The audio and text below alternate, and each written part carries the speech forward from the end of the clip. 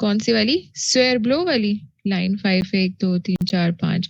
अच्छा, ये पूछना चाह रही है, it is usually caused by forceful injection of gastric contents into the oesophagus from a severe blow to the upper abdomen resulting in the linear tear in the lower oesophagus, leakage in the mediastinum. ठीक है। अच्छा, होता ये है कि जो जो इसमें ये लिखा हुआ है कि ये ब्लंट इंजरीज में इसोफेजियल रप्चर इतना कॉमन नहीं है as compared to other injuries. इसमें देखें, उसने सिर्फ ये लिखा है कि ब्लंट इंजरीज में 0.1% चांस होता है, वो भी रेयर होता है। अब इसमें वो ये कहना चाह रहा है कि जो इसोफेजियल रप्चर होता है वो ज्यादातर जो है बाकी किसी और वजह यानी सेकेंडरी कॉजेस की वजह से, आप आसान लफ्जों में कह लो, ठीक है। अब उस सेकेंडरी कॉजेस में उसने ये भी कॉज बताई है कि जब गैस्ट्रिक कंटेंट्स के अंदर हम कोई फोर्सफुल इंजेक्शन करते हैं या स्वेयर ब्लो। अब होता ये है कि अक्सर ये एनजी में भी होता है। आप कभी एनजी का देखो, अगर एक्सपीरियंस करो या देखो, तो उसमें ये होता है कि हम ब्लाइंडली डाल रहे होते हैं। कुछ लोग एक्सपीरियंस होते हैं, कुछ लोग नहीं होते। वो सीधा सीधा ऐसे डाल रहे होते हैं। हम लोगों ने ना ऐसे जाना होता है, ऐसे पहले स्ट्रेट जाके फिर उसको जो है पैरेलल करना होता है या 45 डिग्री के एंगल पे करना होता है ताकि ओरल कैविटी में चली जाए। लेकिन बहुत ज्यादा चांसेस होते हैं कि ये किस में चली जाए, लंग्स में चली जाए, एयर स्पेस में चली जाए, मेडियास्टिनम में चली जाए। ठीक है, ये एक एनजी की बात बता रही हूँ आपके माइंड में एक इमेज बनाने के लिए। दूसरी तरफ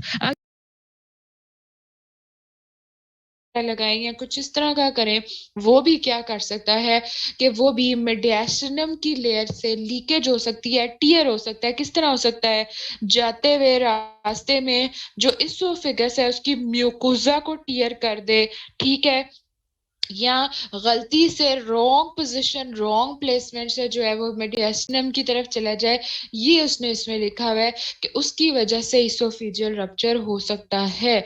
या इसके अलावा अगर हम कभी कोई इंट्यूबेशन वगैरह कर रहे होते हैं या कुछ इस तरह, तो उसके अंदर भी आपने देखा होगा कि इसोफेजियल रप्चर हो सकता है।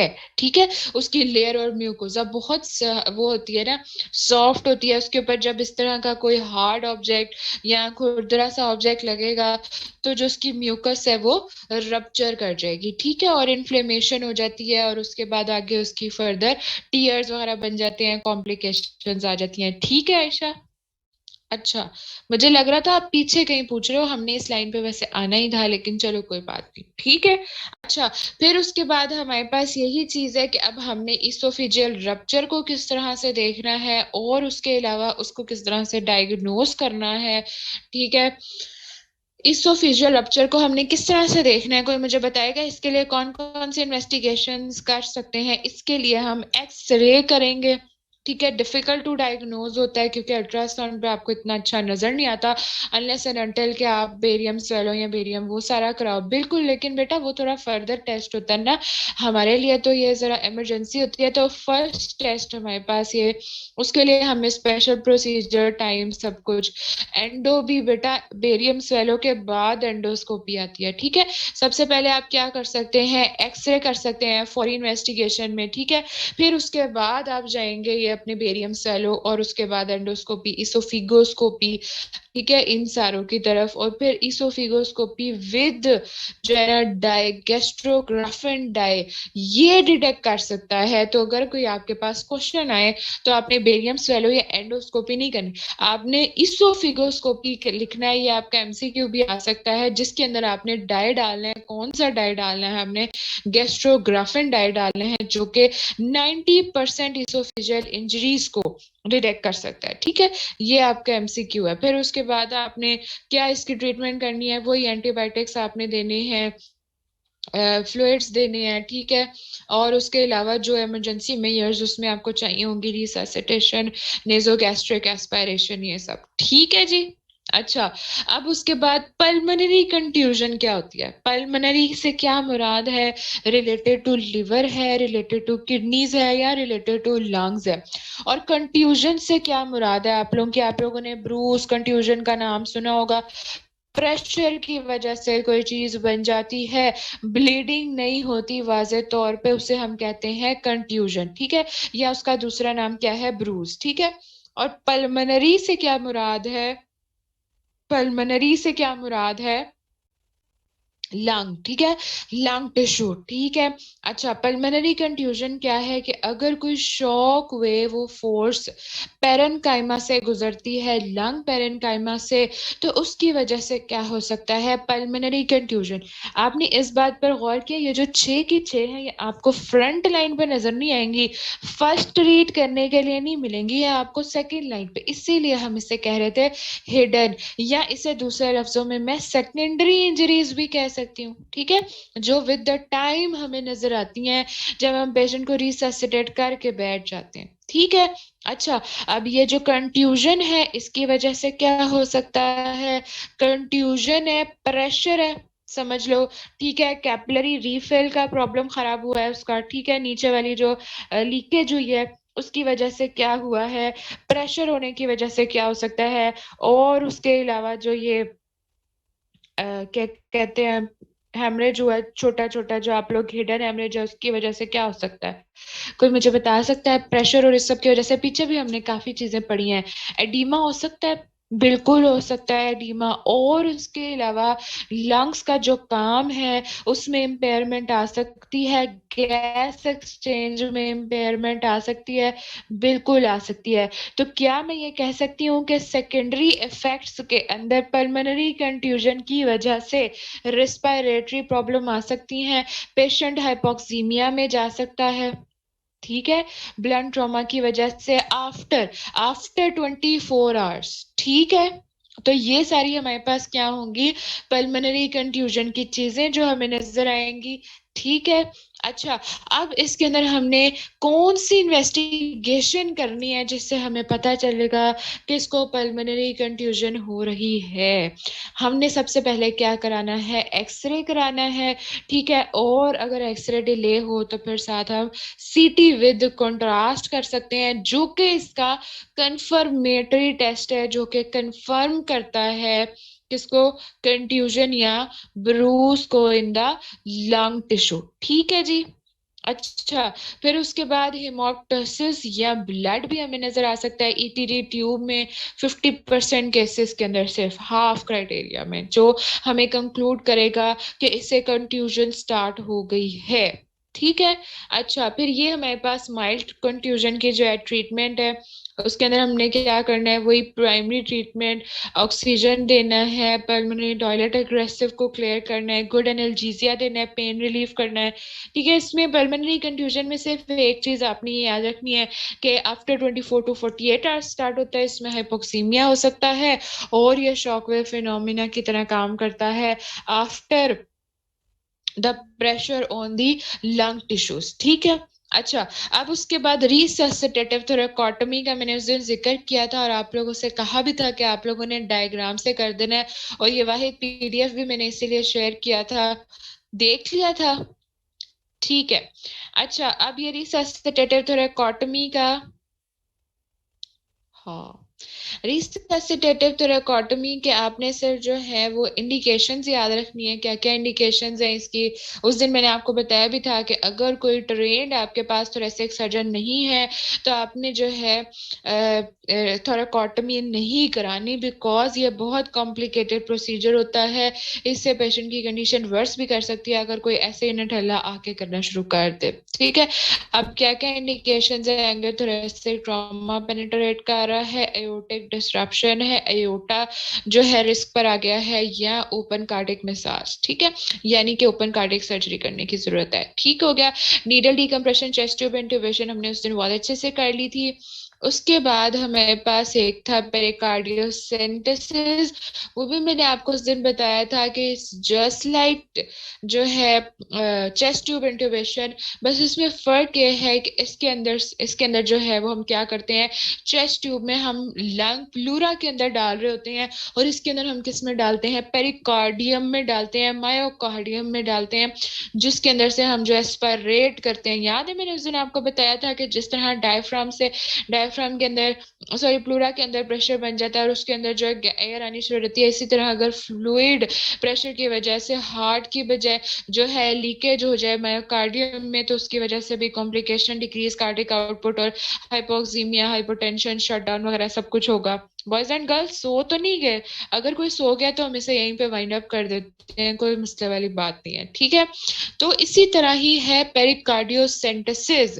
पेरिकार्डियोसेंटेसिस में क्या होता है कि पेशेंट को आप सुपाइन पोजीशन में लेटाओगे, सुपाइन पोजीशन में लेटा के साथ आपने ईसीजी मॉनिटर रखा होगा, लोकल एनेस्थीसिया देते हो, और उसके बाद नीडल इंसर्ट करोगे। किधर इंसर्ट करोगे नीडल, ये इंपॉर्टेंट पॉइंट है कि आपने स्किन को थोड़ा सा पंक्चर करना है। और सुपाइन पोजीशन क्या होती है, ऐसी की पोजीशन, ठीक है ना, साइड वाइज, ठीक है। अब इस सुपाइन पोजीशन आपने क्यों की है, ताकि आप फ्रंट के ऊपर जो है प्रेशर, शायद के इसके अंदर मैंने कोई डायग्राम ऐड की हो, अगर मेरा ख्याल कहता है ये वो पीडीएफ ही नहीं है, वो पीडीएफ ही दूसरा है, हाँ याद आ गया।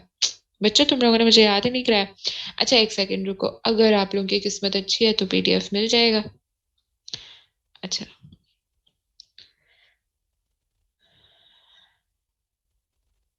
जस्ट 2 मिनट्स, मिल तो क्या है पीडीएफ। ओके,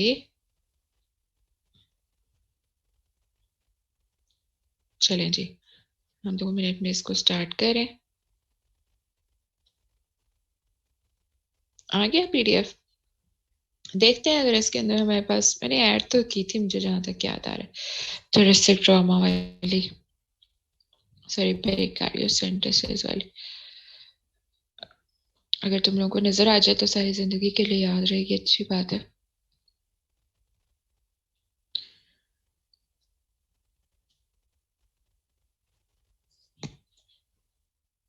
ये हमारे पास है टेस्ट ट्यूब वाली स्टेप्स। बच्चों पीडीएफ का फायदा हुआ था शेयर करने का, पढ़ा था उससे कुछ तुम लोगों ने, तो कोई भी नहीं पढ़ा, ठीक है।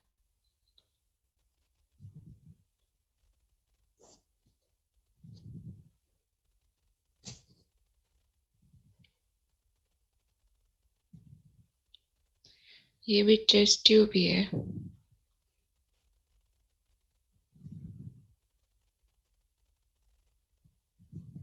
ये देखो, नहीं है, चलो जी, आप लोगों की किस्मत नहीं है। चले, ठीक है। मैं आप लोगों को वैसे साथ साथ बता देती हूँ कि देखो हमने उसे सुपाइन पोजीशन में लेटाया और बेसिक मकसद ये था कि आपने क्या करना है, जो हार्ट है उसे एक्सपोज करना है इनडायरेक्टली, ठीक है। अब होगा क्या कि हम पीछे से जाएंगे, अगर हम फ्रंट से जाएंगे तो क्या होगा, कोई मुझे बताएगा। अगर हम हार्ट के फ्रंट से मायोकार्डियम में जाएंगे तो क्या होगा, ब्लंट इंजरी हो सकती है, हार्ट के ऊपर प्रेशर हो सकता है, गलती से नीडल हार्ट के अंदर जा सकती है, ब्लड यूज कर सकता है, ब्लीडिंग हो सकती है, और अगर हार्ट की ब्लीडिंग हो तो फिर तो बहुत इमरजेंसी हो सकती है। फिर हमें वेरी गुड मेजर वेसल कोई रप्चर कर सकती है, और यही सारी बॉडी को लेकर जानी है। अचानक से 1 सेकंड के अंदर आपकी ईसीजी ऐसे स्ट्रेट हो जाएगी, 1-2 सेकंड्स लगेंगे, ठीक है। इसलिए हमने सेफ प्रोसीजर करने के लिए पीछे से जाना है, स्किन को पंक्चर करना है, और needle is forwarded towards the scapula tip, ठीक है।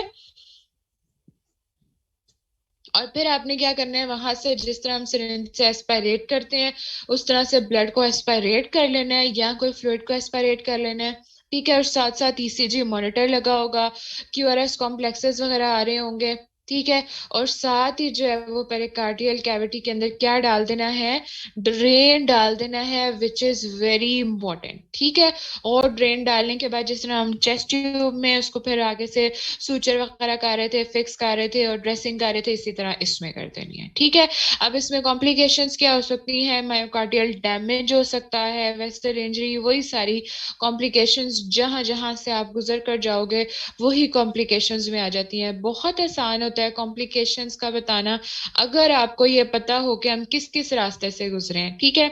अब जल्दी से बच्चों हमने करना है आपका एम्प्यूटेशन जो रह गया था, जल्दी से वो वाला चैप्टर अपना खोल लें, अगर कोई खोलना चाहता है, नहीं तो अपने माइंड में सेट कर लें, मैं 1 मिनट में जो है ना उसका पीडीएफ खोल लूं। एम्पुटेशन से वैसे क्या मुराद लेते हो आप लोग? कोई मुझे बताएगा एम्पुटेशन है क्या? आप लोगों ने इससे पहले गैंग्रीन पढ़ा है? गैंग्रीन तक आर्टीरियल डिसऑर्डर्स पढ़े हैं? किसी बच्चे को आर्टीरियल डिसऑर्डर्स में पता हो हमने क्या पढ़ा है, उसमें क्या क्या चीजें इंपॉर्टेंट है? और उसके अलावा एम्पुटेशन हम क्यों करेंगे? कोई बता सकता है कि हम क्यों करेंगे एम्पुटेशन?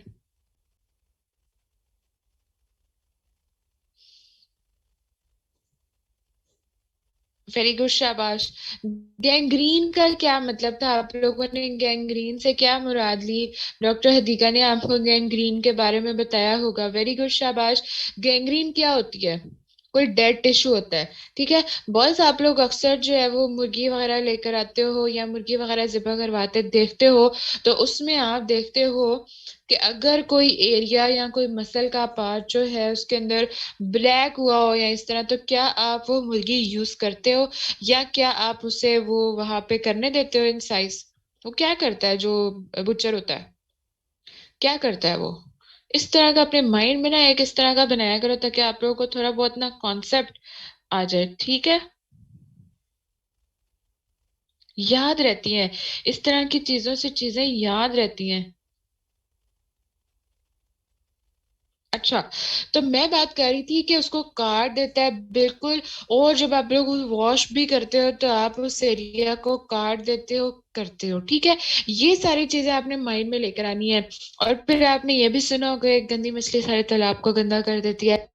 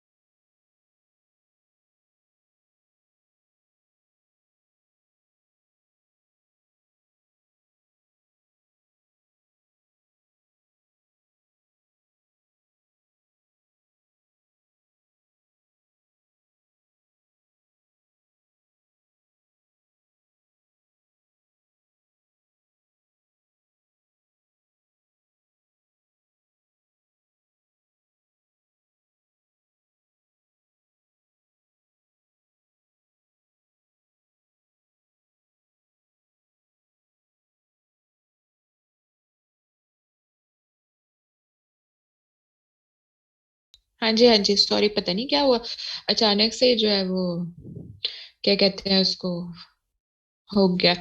अच्छा, पेरिकार्डियोसेंटोसिस के बारे में आपने परेशान नहीं होना, मैं उसका एक डिटेल्ड इमेजेस देखूंगी और वो इमेजेस आपको भेजूंगी, ठीक है। अच्छा, मैं बता रही थी कि हम, हाँ, कैंसर के पेशेंट्स के मुंह के ऊपर तो नहीं लिखा होता कि उसको कैंसर है, ठीक है। हम उसको किस तरह से जज करते हैं, या उसके कोई बॉडी पार्ट कम तो नहीं होता, वो भी हमारी तरह इंसान होता है। मसला ये होता है कि जो एबनॉर्मल, जरूरत से ज्यादा और जरूरत से कम चीज हमारे लिए नुकसानदेह होती है, ठीक है। इसी तरह एम्पुटेशन में क्या होता है कि जब पेशेंट के अंदर टिश्यू ही डेड हो गया है, खत्म हो गया है, ब्लड सप्लाई उसकी खत्म हो गई है, वो यहाँ रह तो सकता है लेकिन वो आहिस्ता आहिस्ता आहिस्ता दूसरों के भी जड़ें काटता जाएगा, उसको भी कहेगा तुम भी मर जाओ, तुम भी मर जाओ, तुम भी मर जाओ, उन सबको मारता जाएगा, उन सबकी ब्लड सप्लाई नर्व सप्लाई खत्म करता जाएगा, उनको भी खराब करता जाएगा, स्प्रेड करता जाएगा, ठीक है। और अगर वहां पे हमारे पास कोई हमारे फेवरेट सुपरस्टार्स फाइव जो मेरे साथ बैठे हुए हैं, बैक्टीरिया, वायरस, फंजाई और प्रोटोजोआ, पैरासाइट्स वगैरह, तो समझ लो कि फिर तो सोने पे सुहागा हो जाएगा, काम ही पूरी तरह से खराब हो जाएगा। और फिर तो जो काम 2 दिन में होना है वो 2 सेकंड में हो जाएगा, ठीक है। तो ये सारी की सारी इंडिकेशंस हैं हमारे पास, किस चीज के लिए? एम्प्यूटेशन के लिए, ठीक है। अच्छा, तो अब आपने एम्पुटेशन किन किन चीजों पे करनी है? अगर गैंग्रीन है, फिर आपने ड्राई और वेट गैंग्रीन बहुत अच्छे से पढ़ा हुआ है, ठीक है। अब इन कंडीशंस में आपको पता है आपने किन किन कंडीशंस में करनी है। अब एम्पुटेशन क्या होता है? 2 वर्ड्स का मजमुआ है, एक जो शन है, this is known as the procedure. और एम्प्यूटेट करने का क्या मतलब है? कट करना, इंसाइज करना, रिमूव करना। एम्प्यूटेशन क्या होगा? प्रोसीजर और सर्जरी जिसमें हम एक्सट्रीमिटीज अपर या लोअर लिम्ब को रिमूव करते हैं, एक्सरसाइज करते हैं। आइडियली क्यों करते हैं? जब वहां डेड टिश्यू आना शुरू हो जाए या वहां पे इंफेक्शन हो जाए with in the dead tissue. ठीक है, इन कंडीशंस में हमारे पास आता है एम्पुटेशन, जरूरत होती है एम्पुटेशन की। और इसके अलावा कोई एक डिजीज का नाम बताएं जो डिजीज बहुत ज्यादा फेवरेट है एम्पुटेशन की और एम्पुटेशन की वजह से होती है। शाबाश, वेरी गुड। ठीक है, कोई ऐसी डिजीज, तो ये आपने एमसीक्यू के पॉइंट ऑफ व्यू से याद रखना है कि diabetes is the mother of all diseases, और diabetes can most commonly lead to the amputation upper और lower extremities। और ज्यादातर ये lower extremities की amputation कराती है या upper extremities की amputation कराती है? कौन बताएगा मुझे? लोअर एक्सट्रीमिटीज की कराती है। मरियम, एक्सीलेंट, शाबाश। लोअर एक्सट्रीमिटीज की एम्पुटेशन क्यों कराती है ये भी अब बता दे साथ ही साथ। कोई आप लोगों ने न्यूरोपैथी, नेफ्रोपैथी, कोई इस तरह की कॉम्प्लिकेशंस आई में भी आप लोगों ने फोर्थ ईयर में पढ़ी हुई हैं? कोई इस तरह की कॉम्प्लिकेशंस डायबिटीज में? वेरी गुड, शाबाश। सेंसरी, तुम लोगों को देखा होगा कि जो न्यूरोपैथिक पेन्स के साथ नेफ्रोटॉक्सिक इस तरह, और इसके अलावा इसमें वीकनेस, आईसाइट, नंबनेस, इन सब की हिस्ट्री आती है। Very good. पेरिफेरल न्यूरोपैथीज की हिस्ट्री आती है, किसमें? ज्यादातर डायबिटिक पेशेंट्स में आती है। तो जो ज्यादा चांसेस होते हैं गैंग्रीन बनने के या डेड टिश्यू बनने के इन द डायबिटिक पेशेंट्स, उनकी मेजर कॉज क्या होती है? उनकी मेजर कॉज होती है, वेरी गुड, शाबाश मरियम, आप तो माशाल्लाह हमारी डिस्टिंक्शन होल्डर बच्ची बनती जा रही हैं। Microangiopathy leading to peripheral neuropathy, ये हमें मरियम ने जवाब दिया है। ये इसका बिल्कुल सही जवाब है। ठीक है, और ये एम्पुटेशंस होती हैं, इसमें स्टार्टिंग एम्पुटेशन कहाँ से होगी? कोई मुझे बता सकता है? मेजर और माइनर कितनी हम कर सकते हैं और कितनी हम मिनिमम करते हैं? शाबाश। आप लोग तो मुझे खुद ही से ही सारा जो है वो पढ़ाई जा रहे हैं एम्पुटेशन का टॉपिक, ऐसे ही खामखा तुम लोग आर्टीरियल डिसऑर्डर्स जो है वो परेशान हो रहे थे। वेरी गुड, शाबाश। अबव नी तक कर सकते हैं। टो टू लेग, बिल्कुल आप सही कह रही हैं, टो टू लेग बिल्कुल ऐसे ही है। स्मॉल फर्स्ट थंब वाला जो टो है वहां से स्टार्ट कर सकते हैं, सिंगल से स्टार्ट कर सकते हैं, depending upon the gangrenous part.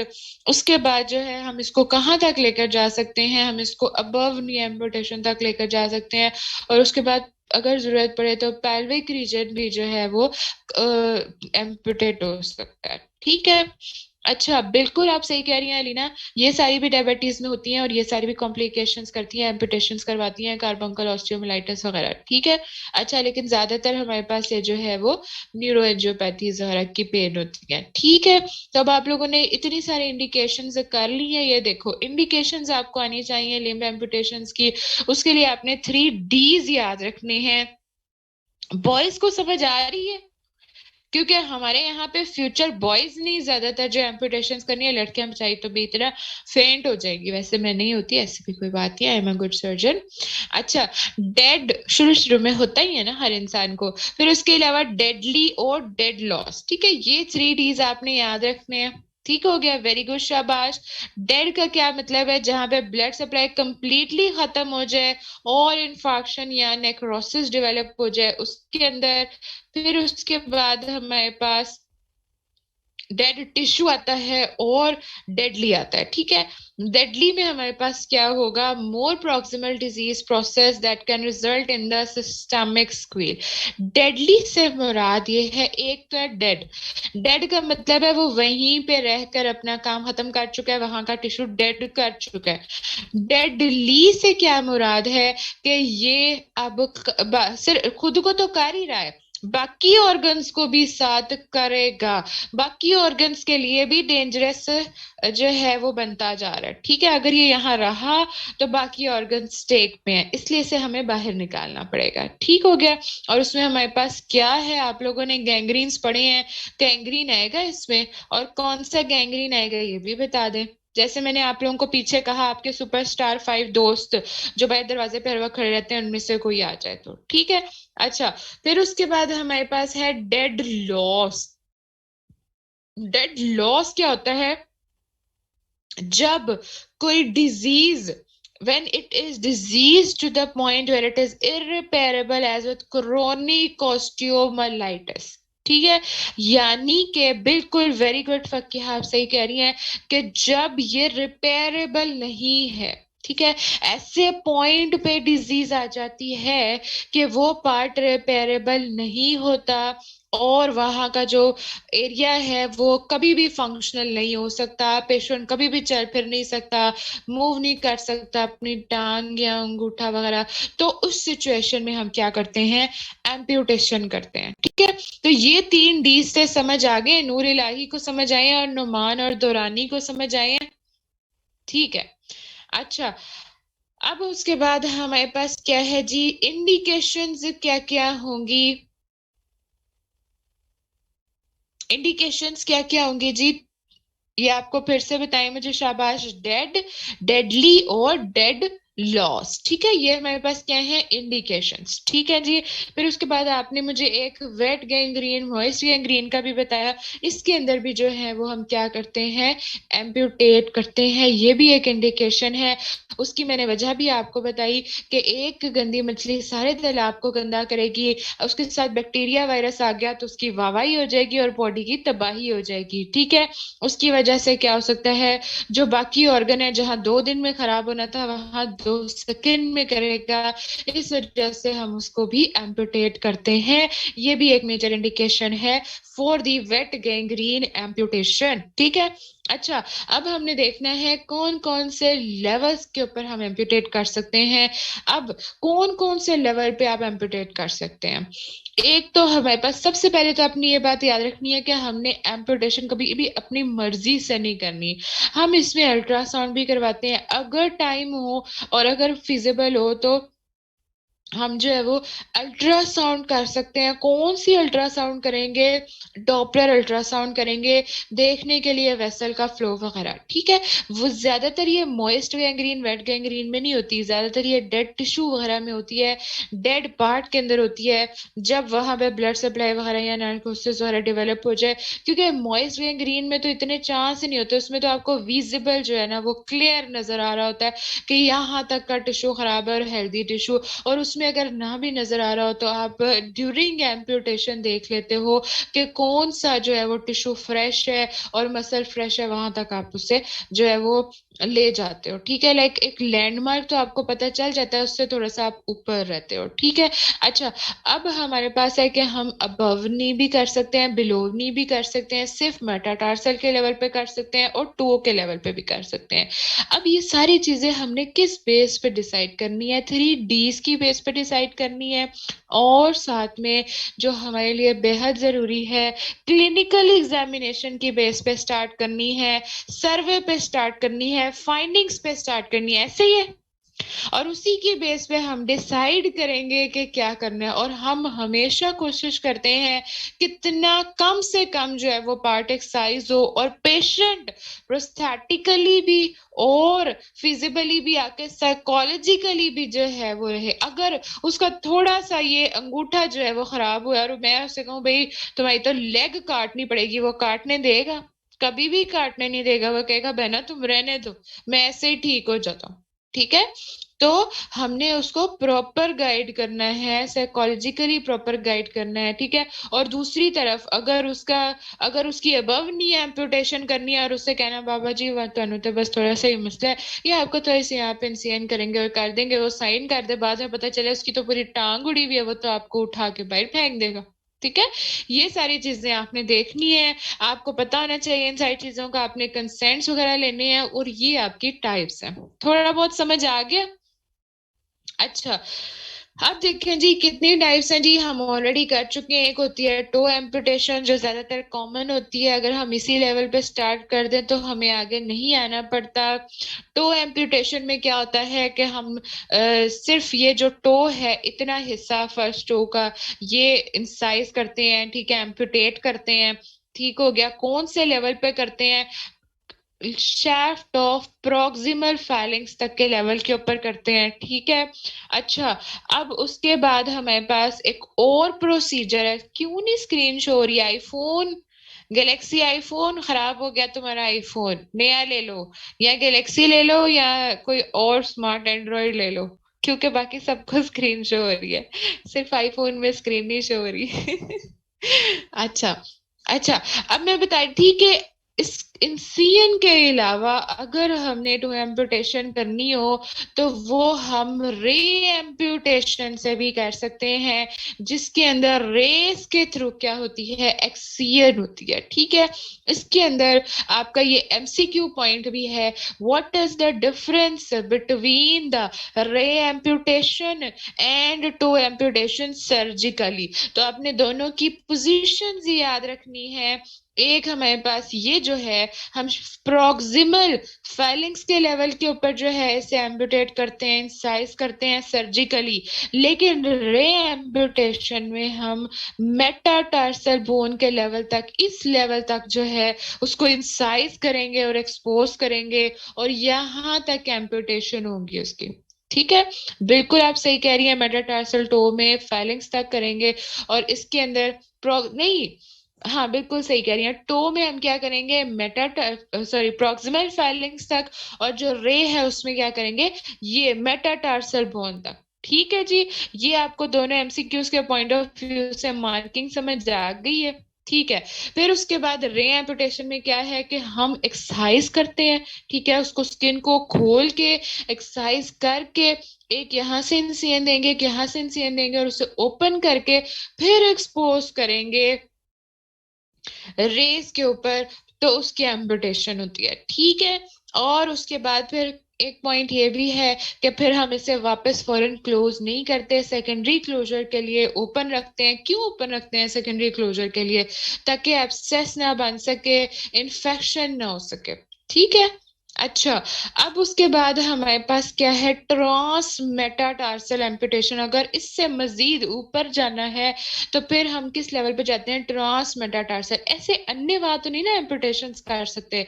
अगर लेग का पार्ट होता है वो इजीली होती है, क्योंकि उसमें सिर्फ एक या दो बोन्स आती हैं, टिबिया फिब्यूला आती है, या ऊपर आपकी एक और बोन फीमर आती है। ठीक है, लेकिन अगर अगर नूर इलाही ये देखें जॉइंट के अंदर से पास कर रही है, क्या हो गया मेरे उसको,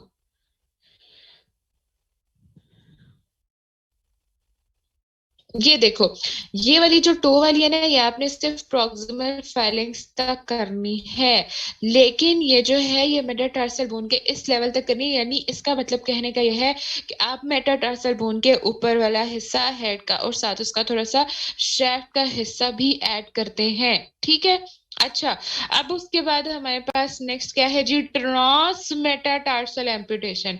बच्चों, थोड़ा बहुत हंसी मजाक अफोर्डेबल है, लेकिन अगर आप लोग फिर लिमिट्स क्रॉस करेंगे अगर कभी, तो मुझे गुस्सा आ जाएगा, और फिर मैं हमेशा के लिए आपकी चैट ऑफ कर दूंगी और आपको इतना सीरियस होकर पढ़ाऊंगी, तो फिर आप सोचेंगे कि ये तो डॉक्टर सादिया है ही नहीं है। ठीक है, फिर आप लोगों ने पनाह मांगने, इसलिए ये अच्छा फ्रेंडली इन्वायरमेंट जिसमें आपको नींद भी ना आए यही रखा करो। ठीक है।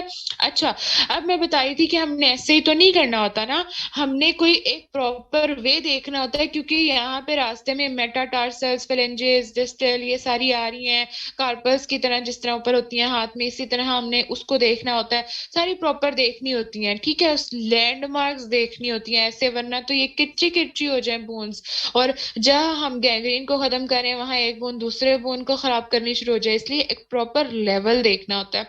तो अगर हमने इससे ऊपर आना है, टो से ऊपर वाले लेवल पे आना है, तो फिर हम क्या करते हैं, हम ट्रांस मेटाटार्सल एम्पुटेशन करते हैं, जिसके अंदर हम क्या करते हैं, जब जब गैंग्रीन जो है वो सेवरल टोज यानी मल्टीपल फिंगर्स को जो है वो इफेक्ट कर रहा है, एक से ज्यादा फिंगर्स को इफेक्ट कर रहा है, तो फिर हमने क्या करना है, ट्रांस मेटाटार्सल एम्पुटेशन करते हैं। अब इसका क्या मतलब है, ये देखो, ये मेटाटार्सल के लेवल के ऊपर यहाँ पे इस तरह से एम्पुटेशन होगी। अब मुझे कोई एक छोटा सा बड़ा ही प्यारा सा जवाब बताएगा, फ्लैप क्या होते हैं? फ्लैप क्या होते हैं, जल्दी से मुझे बताना है। इसकी अपनी ब्लड सप्लाई होती है या नहीं होती है, किसी को अगर याद हो तो अभी पता चल जाता है मैंने अच्छा पढ़ाया था या बुरा। फ्लैप क्या होता है? वेरी गुड, शाबाश। उसकी अपनी ब्लड सप्लाई होती है, हाँ जी, ठीक है। तो ये देखो, ये जो लाइन बनी हुई है नीचे, ये थोड़ा सा आगे से बनी हुई है। तो ये हमने क्यों बनाई है?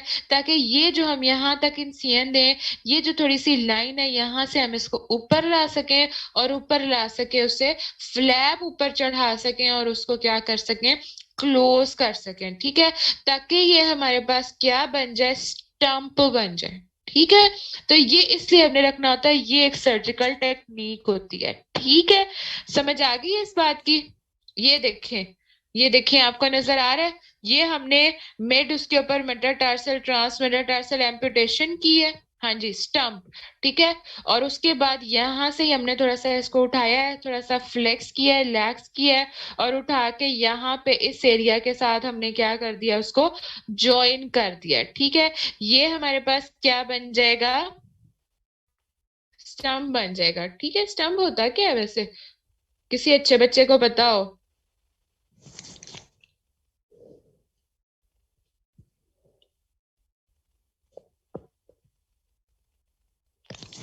सुना है कभी एम्पुटेशन में? हाँ, ठीक है, वेरी गुड यार, शाबाश, ठीक है। यानी कि जो हेल्दी पार्ट है, कोई भी हेल्दी पार्ट, जो ये हमने नीचे से ऐसे वो इसको रखा था, ये देखो, ये हेल्दी पार्ट को, ठीक है, इसको हमने उठाया, उसको हमने ज्वाइन किया, ठीक है। जो चीज इंसाइज की है, जो पार्ट इंसाइज किया उसके साथ, ठीक है, उसको हम क्या कहते हैं, उसको हम क्या कहते हैं, स्टम्प, ठीक है। अच्छा, अब उसके बाद हमारे पास एक और है जी, साइंस एम्पुटेशन होती है। इसमें हम क्या करते हैं, इस तरह के इंसियन जब हमने इससे भी अबव जाना हो तो उसको हम साइंस एम्पुटेशन उसमें कर सकते हैं। लेकिन ये है कि इसके अंदर स्पेशल अटेंशन वगैरह चाहिए होती है, तो ये बहुत कम जगहों पे होती है। इसमें क्या है कि हमने टिबिया और फिब्यूला के लेवल के ऊपर रहना है, और साथ में ये जो पीछे हमारा हील का पार्ट है ना, जो हमारा हील का पार्ट है, जिस तरह हमने यहाँ से थोड़ा सा उठाया था ना, इसी तरह ये हील के पार्ट को उठाएंगे और ऊपर ज्वाइन करेंगे उसको, ठीक है। ये है साइंस एम्पुटेशन, ठीक है। टिबिया और फिब्यूला के जस्ट बिलो हमने इंसियन करनी है, ये देखो, यहाँ पर आपको नजर आएगी, टिबिया और फिब्यूला के जस्ट बिलो इंसियन की। और उसके बाद ये देखो, यहाँ से ये जो हील का पार्ट था, इसे उठाया, और उठा के क्या किया, यहाँ पे उसको सूचर कर दिया, उसको ज्वाइन कर दिया, ठीक है। अच्छा, अब उसके बाद हमारे पास नेक्स्ट आ जाती हैं कि above knee और below knee amputations, मिशे depending upon the spread of the wound, spread of the gangrene, ठीक है, spread of the blood tissue, blood loss, ठीक है। उन कंडीशंस में हमने पहले जो जिक्र की इंडिकेशंस, ठीक है। अच्छा, उसके बाद हमारे पास क्या है, मेजर एम्पुटेशंस में अबव नी बिलो नी आ जाती है। अबव नी बिलो नी में हमारे पास क्या है, ये देखो, अबव नी और बिलो नी में, जो बिलो नी होती है उसमें ये होता है कि अगर गैंग्रीनस पार्ट जो है वो इस बोन से ऊपर तक नहीं गया, यानी टिबिया फिबुला के लेवल के ऊपर है या पडेला के लेवल के ऊपर है, तो फिर हमने बिलो नी करनी है। अगर ये ऊपर तक जा सकता है या कोई पार्ट ऊपर तक, बहुत सी कंडीशंस में ये भी होता है कि प्लान बिलो नी का होता है, लेकिन ड्यूरिंग सर्जरी वो अबव नी प्लान करते हैं, क्योंकि वो कंडीशन देखते हैं, तो फिर उन्हें अबव नहीं करनी पड़ती है, ठीक है। ये भी चीजें हैं, ये भी डिपेंड करती हैं upon the type of the blood loss, blood tissue and spread, degree of spread of the wound, ठीक है। समझ आ गई है? अच्छा, अब जिस तरह हम पीछे कर रहे थे इंसियंस, जिस तरह हम पीछे कर रहे थे लैंडमार्क्स, इसी तरह हमने यहाँ पे भी इस तरह से करनी है। ये देखो, ये एक साइड से, ये दूसरी साइड से, और ये सामने से, सामने से हमने बिल्कुल उस एरिया से हमेशा जो गैंग्रीनस पार्ट होता है उसके ऊपर सर्जिकल ब्लेड रखेंगे। अच्छा चलो मुझे ये बताओ, जो गैंग्रीनस अगर यहाँ तक खत्म हो रहा है तो मैं यहीं पे सर्जिकल ब्लेड रखूंगी, यहाँ पर इंसियन शुरू करूंगी? हाँ जी, यहीं पे करूंगी? नहीं, इससे एटलीस्ट 1 to 2 सेंटीमीटर ऊपर, ठीक है, इससे एटलीस्ट 1 to 2 सेंटीमीटर ऊपर, ठीक है। अक्सर आपको बताऊं, अक्सर औकात क्या होता है कि एक, अगर फॉर एग्जांपल टांग सही है, दूसरी टांग खराब है और वो उसके अंदर वेट गैंग्रीन है, मॉइस्ट गैंग्रीन है और वर्स्ट कंडीशन में है, तो क्या करते हैं, एक टांग दूसरी टांग के ऊपर रख दें, 2 3 4 घंटे गुजर जाते हैं, सर्जरी के बाद कोई देखता नहीं, आहिस्ता आहिस्ता क्या होता है, दूसरी टांग पे भी गैंग्रीन। तो ये हमने थोड़ी थोड़ी चीजें जो है ना अपनी देखनी होती हैं, ख्याल रखना होता है, मरीज का भी ख्याल रखना होता है। तो हम थोड़ा सा 1 to 2 सेंटीमीटर ऊपर रखते हैं अबव द गैंग्रीनस पार्ट या मॉइस्ट पार्ट। ठीक है, समझ आ गई है? जब जहां जहां आपको थोड़ा थोड़ा क्लियर और फ्रेश टिश्यू, हेल्दी टिश्यू नजर आना शुरू हो जाए। बॉयज, आपको भी समझ आ रही है? हमारे फ्यूचर प्लास्टिक सर्जन्स और सर्जन्स, जनरल सर्जन्स, गर्ल्स भी इंशाल्लाह हमारे यहाँ से बहुत अच्छी सर्जन्स बनेंगी। ठीक है। अच्छा, अब ये आपको मार्किंग समझ आ गई है कि किस तरह से करनी है और ये पीछे क्यों उसने बनाया हुआ है? ठीक है, उसको वापस ज्वाइन करने के लिए। ठीक है, ये देखो, करते हैं आते हैं, प्रोसीजर की तरफ भी आते हैं। ठीक है, ये देखो, इस तरह से इनसीएन करेंगे और इसको फिर फ्लैप को पीछे से उठाएंगे और उठा के यहाँ पे उसको ज्वाइन कर देंगे, ताकि आपका एक स्टम्प बन जाए और वो इजी भी रहे। ओपन वुंड तो नहीं ना रख सकते। ठीक है, पेशेंट बेचारे को डराना तो नहीं है ना, जैसे न्यूरोवेस्कुलर बंडल दिखा के। ठीक है। अच्छा, अब देख लो जी प्रोसीजर क्या है। प्रोसीजर के अंदर बिलो नी एम्पुटेशन में क्या करेंगे? कॉमन मेजर एम्पुटेशन है लोअर लिम्ब की जो करते हैं। इलेक्टिव साइट क्या होती है? 8 to 12 centimetre from tibial tuberosity, जहां मैंने आपको लैंड मार्किंग दिखाई है। ठीक है। अच्छा, अब इसके अंदर आपने क्या करना है? सबसे पहले आपने स्किन इंसाइज करनी है 1 centimetre below the proposed site of amputation. इसको आपने मिक्स नहीं करना, जो मैंने आपको बात बताई है। मैंने आपको ये बताया कि आपने 1 to 2 centimetre above the area, gangrenous area, ठीक है, वहां पे लैंड मार्किंग करनी है। अब मैं आपको बताती हूँ, उसका ये मतलब है जो आपने प्रोपोज्ड साइट रखी है ना, उससे 1 सेंटीमीटर बिलो इसलिए आना है। क्यों आना है? चलो समझ आ गई है तो क्यों आना है बताएं। हाँ जी, वजह बताएं। एक तो क्लियर रखने के लिए, दूसरा अगर हमें थोड़ा सा फिर एक्सरसाइज करने की जरूरत पड़ती है उसमें आसानी हो, और इसके अलावा फ्लैप जो है उसको पीछे से उठा के ज्वाइन करने में भी आसानी हो, इसलिए हम जो स्किन इंसिजन देते हैं वो हम 1 centimetre below the proposed area देते हैं। अगर हम पहले ही उसकी इंसिजन ऊपर दे देंगे, वेरी गुड। अगर हम पहले ही उसकी इंसिजन ऊपर दे देते हैं, वेरी गुड, तो क्या होगा कि हमें अगर फर्दर आगे और करनी पड़ेगी इंसियन या कुछ, तो वो फिर मेजर वेसल्स और नीचे जो हमने सारा प्रोसीजर रखा, सारा प्लान सोचा, वो डिस्टर्ब हो जाएगा और हमें लेने के देने पड़ जाएंगे। ठीक है, बिल्कुल आयशा, आप सही कह रही हैं कि फिर हमारे पास मार्जिन नहीं रहेगी। ठीक है, फिर उसके बाद आपने वही skin, subcutaneous tissue, muscles incise करने हैं, फिर वेसल्स सारी आइडेंटिफाई करनी है, abdominal absorbable suture मटेरियल्स के साथ लाइगेट करनी है। देखो ना बच्चों, अभी ये मुझे गुस्सा आ रहा है ना, ये देखो अभी ये नाम लिखने वाला है जो आप लोगों ने लिखा है। प्यार से अगर मैं बात करती हूँ तो शर्म कर लिया करो यार। ठीक है। अच्छा, सबसे पहले आपने क्या किया? 1 सेंटीमीटर बिलो इंसियन दी। फिर उसके बाद आपने जो जो सामने आएंगे, सबसे पहले स्किन आती है, फिर subcutaneous tissue, anterior peroneal compartments, जो भी लेग्स की आपकी आती हैं कंपार्टमेंट्स को तो पता है ना, आएंगी ना। अब बिलो नी में कंपार्टमेंट्स, एंटीरियर पोस्टीरियर, ठीक है, लेग्स की, वो आपने करनी है इंसाइज। ठीक है, और उसके बाद जो है वेसल्स को आइडेंटिफाई करना है। अगर कोई ब्लीडर, कोई मेजर वेसल रास्ते में आ रही है, उसे आपने लाइगेट करना है।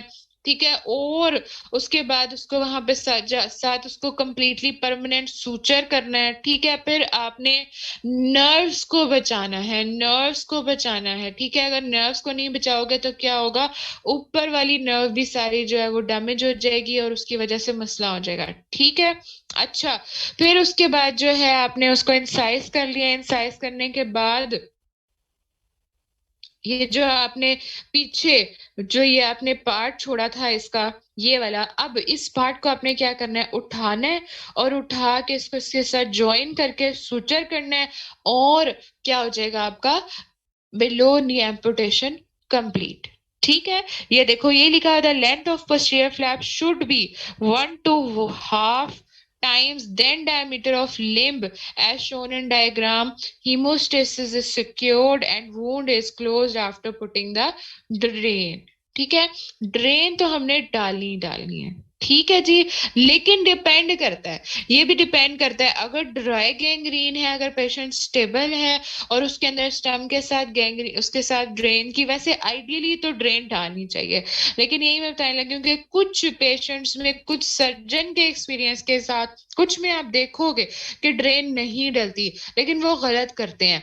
आइडियली आपको ड्रेन डालनी चाहिए, लेकिन depending upon the wound, depending upon the condition, अगर इतनी वर्स नहीं थी उसकी और उसको इतनी ब्लीडिंग वगैरह नहीं हुई, इतना नहीं हुआ, तो फिर ड्रेन नहीं भी डालते। ठीक है, कैसे ड्रेन डालते हैं स्टम्प के साथ, यहाँ पे ना मैं आपको दिखाती हूँ, दूसरी उसमें चले जाके दिखा दूंगी।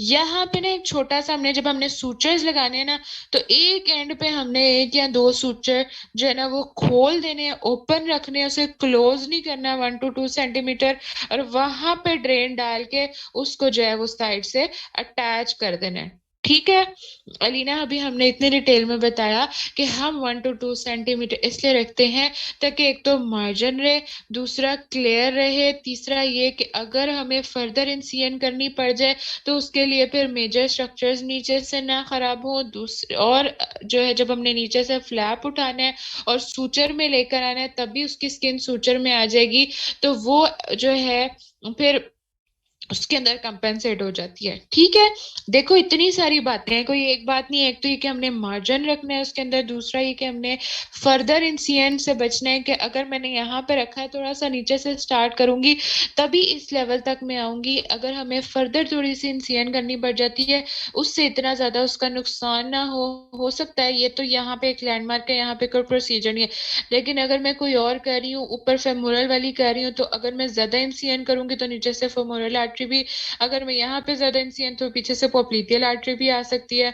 इन चीजों को देखते हुए फिर उसके बाद जब मैंने यहाँ से ये पीछे से ये वाला फ्लैप उठाना है, इस फ्लैप को उठा के इसके साथ ज्वाइन करना है, तो मुझे एटलीस्ट 0.5 to 0.75 सेंटीमीटर चाहिए जहां पे मैंने सुराख करने, इंसिजन करनी है और अपने सूचर्स लगाने हैं। राइट, तो ये सारी चीजों को आइडियली देखने के लिए और प्रिजर्व रखने के लिए हम जो है 1 सेंटीमीटर बिलो इंसिजन स्टार्ट करते हैं। ठीक है, अब इसी तरह का सेम प्रोसीजर आपके पास आएगा अबव नी एम्पुटेशन का। वो जो बच्चा था जिसने अपना अजीब सा नाम रखा था, वो बच्चा सही हो गया, उसने अपना नाम सही कर दिया।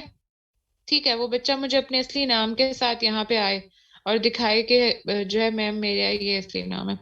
अब अबव नी एम्पुटेशन भी इसी तरह ही करते हैं, लेकिन अबव नी एम्पुटेशन में क्या होता है कि आपको पेशेंट का हाई रिस्क कंसेंट लेना होता है, काउंसल करना होता है उसको। ठीक है, और उसके अलावा ब्लड सप्लाई इसमें जो है वो ज्यादा इंटैक्ट रखनी पड़ती है। ठीक हो गया, क्यों इसमें ब्लड सप्लाई ज्यादा इंटैक्ट रखनी पड़ती है, क्यों ये जरा थोड़ा सा मेजर होता है। एक तो ये कि ये थोड़ा सा ये होता है कि इसमें वापस फिर नॉर्मल लाइफ की तरफ जाना, और इसके अंदर यहाँ पे ये जो मेजर हमारी होती हैं, सिर्फ टिबिया फिबुला उसमें जाती है, इसमें पटेला भी जाती है, और अक्सर औकात शाफ्ट का भी पार्ट चला जाता है, फीमर का। ठीक है, तो ज्यादा फिर ऊपर वाली एम्पुटेशन हो जाती है, बिल्कुल मेंटेन करनी पड़ती है प्रोस्थेटिकली अगर उसने आर्टिफिशियल लगवानी है इन सब चीजों के हवाले से। ठीक है, और ज्यादा चांसेस हो जाती हैं कि ये ऊपर हेमीपेल्वेक्टमी की तरफ भी जाता है पेशेंट। ठीक है, ये सारी चीजें इसमें आपने सिर्फ ये याद रखना है, length off stump should not be less than 20 centimetre and it should be 12 centimetre proximal to the knee joint so that prosthesis can be applied easily। ये किस स्टम्प की बात कर रहे हैं, जिस तरह हमने ये पीछे से ये वाला स्टम्प लिया है ना, इसी तरह वो बता रहे हैं कि ये जो स्टम्प है ये ज्यादा नहीं होना चाहिए, 12 सेंटीमीटर तक होना चाहिए, ताकि अगर फ्यूचर में उसका प्लान है उसको लगाने का, प्रोसेसेस लगाने का या आर्टिफिशियल लेग्स वगैरह लगाने का, तो उसमें भी आसानी हो। ठीक है, और नीचे से कोई मेजर वेसल जो है वो उनके रास्ते में ना आए। ठीक है जी, ये देखें, ये देखें, ये और भी काफी सारी डायग्राम्स ऐड की हुई हैं। ठीक है, अच्छा, अब हिप डिसआर्टिकुलेशन और हेमीपेल्वेक्टमी क्या होती है, जब हम इससे भी ऊपर जाते हैं पेल्विक लेवल के ऊपर, तो वो हमारे पास ये वाली आ जाती हैं। ठीक है, सर्जरीज, इसके सिर्फ आपने नाम याद रखने हैं, ठीक है। और ये अगर कोई ऑस्टियोजेनिक कार्सिनोमा है, कोई डिजीज है, या अगर गैंग्रीन इतना लेवल प्रोग्रेस कर गया है, या अगर कोई एम्बोलिज्म वगैरह है, तो इन सारी कंडीशंस के अंदर हम ये करते हैं। ठीक है। इसके अंदर यहाँ पर देखें बनी भी हुई है एक ये डायग्राम, ये देखें। यहाँ इस लेवल के ऊपर जो है वो हम क्या करते हैं, हेमीपेल्वेक्टमी करते हैं। और इस लेवल पे हम क्या करेंगे, हिप डिस्क आर्टिकुलेशन। ठीक है।